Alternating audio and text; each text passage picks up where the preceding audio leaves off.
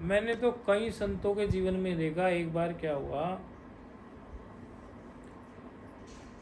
हम अब आप लोगों को सब हमारे जीवन के बारे में पता ही है। हमने कोई किसी अभाव में तो ग्रह त्याग नहीं किया, किसी अभाव में तो हम संत नहीं बने। आप लोगों के सब सामने हैं। तो कई बार ऐसा हुआ कि हमें भी रोटी नहीं मिली, और कई कई दिन हो गए, कहीं कुछ व्यवस्था नहीं हो रही है। अच्छा, हमारा स्वभाव क्या है, हम जैसे हमें कोई अभी कल कुछ कह रहे थे कि महाराज जी जाने का है, कुछ है, तो कहने लगे कुछ व्यवस्था नहीं होगी तो और व्यवस्था कर देंगे। हमने कहा एक बार हम निकल गए, फिर किसी की व्यवस्था के लिए हम कहा नहीं करते किसी को। हमसे कोई मिले और हमारे जीवन में क्या पीड़ा है वो पता लगा ही नहीं सकता।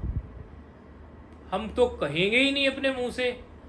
हम चाहे सारे दिन भूखे बैठे रह जाएं, 2 दिन भूखे बैठे, जीवन की कोई भी पीड़ा हम कभी किसी से कहते ही नहीं है।